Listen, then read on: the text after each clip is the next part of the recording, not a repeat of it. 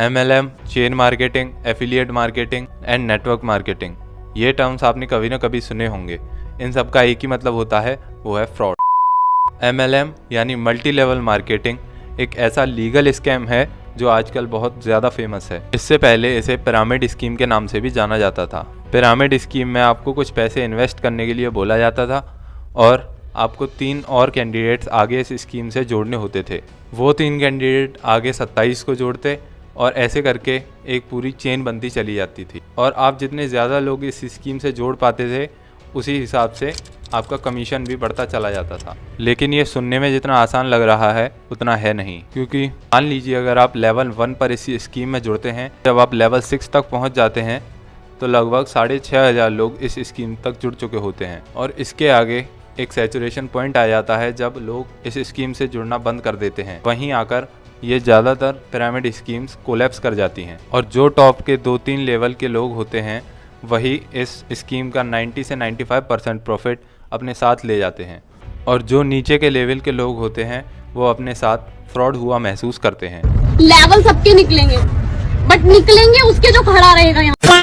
जब pyramid scheme से related scams बहुत ज़्यादा बढ़ने लगे तब इंडियन गवर्नमेंट ने इन स्कीम्स पर बैन लगा दिया, क्योंकि इनके ऊपर कोई भी ऐसी गवर्निंग बॉडी नहीं होती है जो ये पता लगा सके कि लोगों के पैसे कितने और कहाँ इन्वेस्ट हुए और किसके हिस्से में कितना शेयर आता है। इसी रूल के अंदर एक लूप होल के चलते मल्टी लेवल मार्केटिंग यानी MLM का जन्म हुआ है। गवर्नमेंट के बनाए रूल के अकॉर्डिंग पिरामिड स्कीम्स में पैसे का डायरेक्ट लेन देन होने की वजह से इस पर बैन लगा दिया गया था। इसी लूप होल का फ़ायदा उठाते हुए MLM कंपनीज ने इसमें प्रोडक्ट्स को इंट्रोड्यूस कर दिया। MLM और पिरामिड स्कीम्स में सिर्फ प्रोडक्ट का ही डिफरेंस होता है। MLM में आपको ज्वाइन करते वक्त उस कंपनी का कोई भी प्रोडक्ट जैसे cosmetics, utensils as a welcome kit आपको खरीदना होता है और आगे और लोगों को इस किट को खरीदने के लिए बोलना होता है।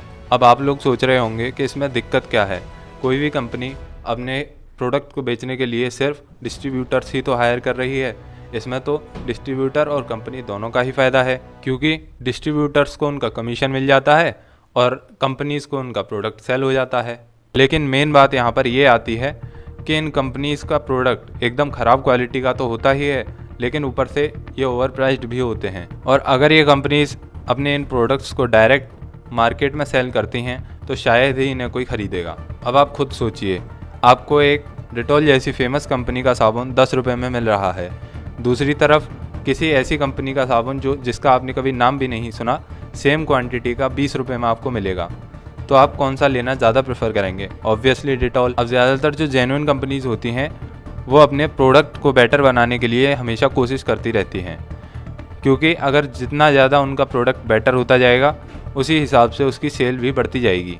वहीं दूसरी तरफ ये MLM कंपनीज़ अपने प्रोडक्ट को बेटर बनाने की जगह ज़्यादा से ज़्यादा डिस्ट्रीब्यूटर्स को अपने साथ जोड़ने के लिए फोकस करती हैं, जिससे कि डिस्ट्रीब्यूटर्स के ऊपर उन ख़राब प्रोडक्ट्स को सेल करने का प्रेशर आ जाता है। MLM कंपनीज़ इन सब के लिए मल्टीपल सेमिनार्स भी अटेंड कराती हैं। इसमें नोट करने वाली बात यह है कि इन सेमिनार्स में भी अपने प्रोडक्ट्स को एडवर्टाइज़ करने की जगह और लोगों को ज़्यादा से ज़्यादा इस स्कीम से जुड़ने के लिए मोटिवेट करते हैं। कल 9:30 बजे यहाँ पे पहुंच जाना अगर जिंदगी में सच में कुछ बड़ा करना चाहता है। और उन्हें ऐसे इन्फ्लुएंस किया जाता है कि उनके पास MLM के अलावा उन्हें अमीर बनाने का और कोई ऑप्शन ही नहीं है। MLM के थ्रू ही वो अपनी ड्रीम कार या ड्रीम हाउस परचेज कर सकते हैं और इनके शिकार ज़्यादातर कॉलेज गोइंग स्टूडेंट्स होते हैं, क्योंकि इन्हें अमीर बनने की ज़्यादा जल्दी होती है। इसके लिए वो हमेशा शॉर्टकट्स ढूंढते रहते हैं और उन्हें ज्वाइन करते ही 1000 रुपये का सामान 10,000 रुपये में वेलकम किट के तौर पर चिपका दिया जाता है।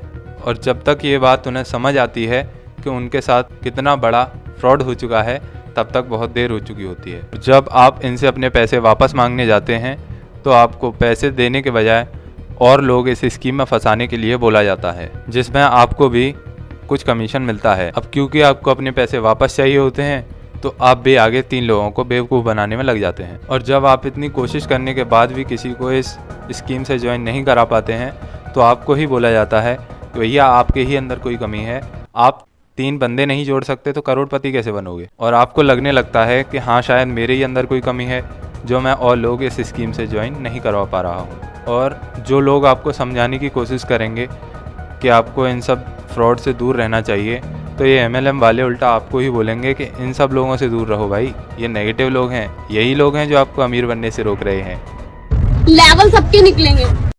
ऐसा नहीं है कि सारी MLM कंपनीज फ्रॉड ही होती हैं, 2-3% इसमें जेन्युइन भी होती हैं जो कि अपना प्रोडक्ट बेचने के लिए मल्टी लेवल मार्केटिंग का यूज़ करती हैं। अब आपका सवाल होगा कि हमें कैसे पता लगेगा कि कौन सी कंपनी जेन्युइन है या फिर कौन सी फ्रॉड। अगर कोई कंपनी आपको मोस्टली कमीशन अपना प्रोडक्ट सेल करने पे दे रही है, ना कि एक के नीचे 3 बंदे जोड़ने पे, तो वो कंपनी जेन्युइन है।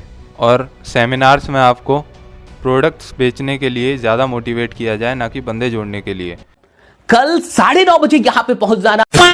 उस कंपनी के प्रोडक्ट्स आपने कभी ना कभी अपने आसपास यूज़ होते हुए देखे हों, तो एक हद तक वो कंपनी जेन्युइन है। अगर आपको ये वीडियो अच्छा लगा तो इसे लाइक करिए और अपने फ्रेंड्स एंड फैमिली के साथ शेयर करिए। और आपके किसी दोस्त के साथ या आपके साथ कभी MLM जैसा फ्रॉड हुआ है तो प्लीज़ कमेंट्स में बताइए। And don't forget to subscribe this channel. तब तक के लिए Yuvraj Singh this side signing off. जय हिंद।